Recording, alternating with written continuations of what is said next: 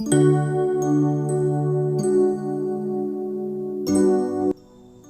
Student exam देकर घर पे आते हैं तो सभी का एक ही क्वेश्चन होता है। पेरेंट्स भी एक ही क्वेश्चन पूछते हैं कि आपका पेपर कैसा गया। सभी लोग पूछे पेपर कैसा गया, पेपर कैसा गया, पेपर कैसा गया। और मोस्टली स्टूडेंट का एक ही आंसर होता है, मम्मी पेपर हमारा बहुत अच्छा गया, पापा जी पेपर हमारा बहुत अच्छा गया, है ना।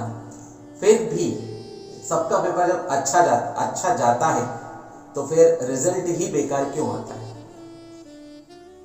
हाँ, जिस तरीके से वो बोलते हैं, जिस एक्साइटमेंट के साथ बोलते हैं, तो फिर रिजल्ट वैसा क्यों नहीं हो पाता? आज हम ऐसे इसके लिए बहुत सारे रीजन है और एक रीजन की हम डेप्थ में जाने वाले हैं।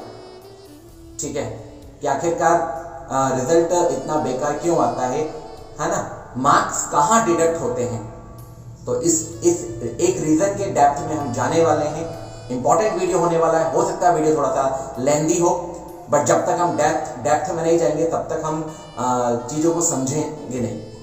ठीक है जी, आइए, मैं मनोज गौर, कंज्यूमर एम्पावरमेंट एक्सपर्ट और एज अ टीचर आपका स्वागत करता हूं। मैंने ऑलरेडी एक वीडियो बनाया है कि एग्जाम में टॉप कैसे करें, लिंक ये है, नहीं देखा है तो जरूर देखें। उसमें मैंने बताया कि एक बहुत मोस्ट इंपॉर्टेंट हैबिट हमारे अंदर होना चाहिए, हर एक स्टूडेंट के अंदर होना चाहिए, वो है रेगुलर स्टडी। यस, तो आज हम यही इंपॉर्टेंट हैबिट के डेप्थ में जाने वाले हैं कि एक्चुअल स्टूडेंट्स क्या करते हैं, कहां मिस्टेक करते हैं, जिसके कारण वो उनका रिजल्ट बेकार आता है या उनका एग्जाम अच्छा नहीं हो पाता या एग्जाम के समय वो भूल जाते हैं। मोस्टली स्टूडेंट ये बोलते हैं कि सर हम भूल जाते हैं, जब हम एग्जाम देते हैं ना उस समय हम भूल जाते हैं, हम भूल गए, ये क्वेश्चंस भूल गए या ये सम हम भूल गए। क्या ऐसा क्या रीजन, क्यों भूलते हैं? पढ़ाई तो सब करते हैं, क्यों भूलते हैं? तो चलिए आइए हम समझते हैं। मैं इसको मैथ्स के एग्जांपल से मैं समझाऊंगा, एक सब्जेक्ट का एग्जांपल दूंगा और वो जो मैं मैथ्स में बताने वाला हूं, मैथ्स के सब्जेक्ट को लेकर मैं बताने वाला हूं, उसको हम सारे सब्जेक्ट में अप्लाई कर सकते हैं। क्लियर, इजीली तरीके से अप्लाई कर सकते हैं। तो चलिए समझते हैं। ठीक है जी,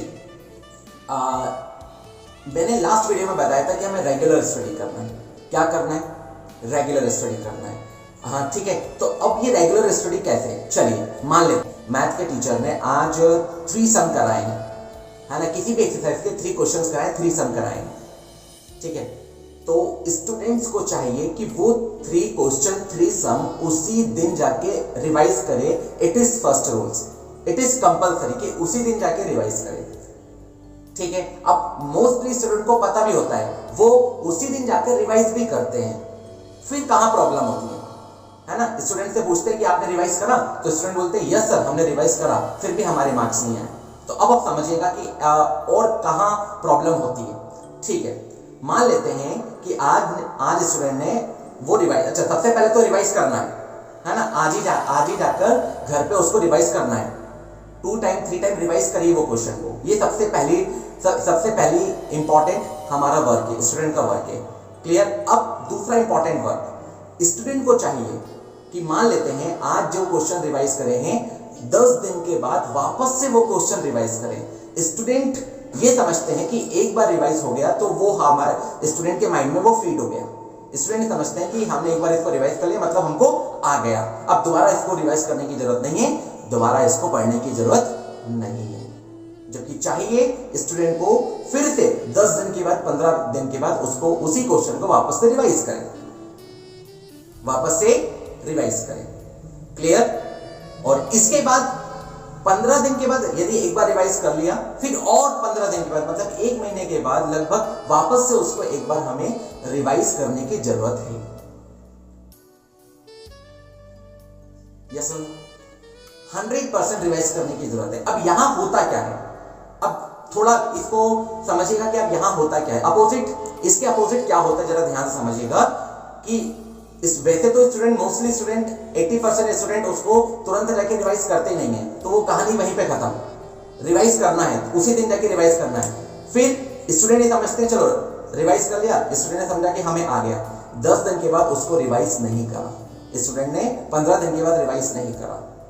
एक महीने के बाद वापस से वो क्वेश्चन सामने आया, स्टूडेंट के सामने आया, क्वेश्चन सामने आया, स्टूडेंट ने क्वेश्चन देखा और स्टूडेंट के माइंड ने ऑर्डर किया कि ये हमने अभी रिवाइज कराए। समझिएगा इस चीज को, स्टूडेंट के माइंड ने क्या कहा कि ये क्वेश्चन तो अभी हमने रिवाइज करा, जबकि वो अभी रिवाइज नहीं करा, 15 दिन पहले रिवाइज करा था, और 15 दिन पहले रिवाइज करा था। और एक महीने के बाद स्टूडेंट का माइंड क्या बोल रहा है, इसको तो हमने अभी रिवाइज करा। एक महीना निकल गया, 2 महीने के बाद वापस से वो क्वेश्चन सामने आया, वापस से वो क्वेश्चन सामने आया, स्टूडेंट का माइंड वापस से बोलेगा कि इसको हमने अभी रिवाइज करा, जबकि वो अभी नहीं करा। कब करा था? 2 महीने पहले। और ऐसे करते करते एग्जाम आ गया, ऐसे करते करते एग्जाम आ चुकी है। अब एग्जाम टाइम में तो पता ही है स्टूडेंट प्रिपरेशन कैसे करते हैं। एग्जाम टाइम में सबसे पहले तो बहुत सारे चैप्टर्स का बर्डन आ जाते हैं, तो फिर स्टूडेंट फटाफट से इस तरीके से पेज पलटाते हैं। मैं लास्ट वीडियो में बता चुका हूं कि एग्जाम के समय कोई प्रिपरेशन नहीं होती है, एग्जाम के समय बस जस्ट रिवाइज होता है शॉर्ट में। प्रिपरेशन, तैयारी तो एग्जाम के पहले ही होती है। अब प्रेशर स्टूडेंट के माइंड में बढ़ जाता है, फिर वो फटाफट इस तरीके से पेज पलटता रहता है। इस तरीके से वो शॉर्ट में हल्का फुल्का टूटा फूटा वो तैयारी कर लेता है, तो उसको एक टूटा फूटा कॉन्फिडेंस रहता है कि हमारी तैयारी हो चुकी है। फिर क्या होता है एग्जाम हॉल में, क्या होता है, वही क्वेश्चन आया है ना, जिस क्वेश्चन का रिवीजन स्टूडेंट ने 3 महीने पहले सिंगल टाइम किया था। पॉइंट पे गौर करिएगा, वही क्वेश्चन आ गया जिस क्वेश्चन को स्टूडेंट ने 3 महीने पहले रिवाइज करा था सिंगल टाइम। अब वो क्वेश्चन का सॉल्यूशन स्टूडेंट के माइंड में आधा अधूरा रहता है, तो वो आधा अधूरा एग्जाम हॉल में, एग्जाम की कॉपी में, आंसर शीट में वो अटेम्प्ट करता है और बाकी का आधा वो भूल जाता है।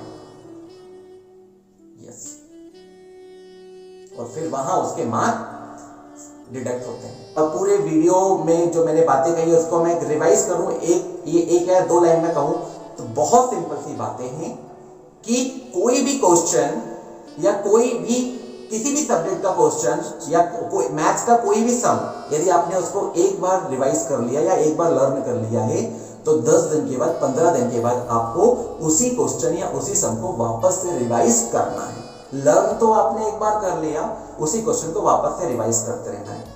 इट मींस 15 डेज के अल्टरनेटिव सिस्टम के साथ आपका पूरा सिलेबस रिवाइज होते रहना चाहिए।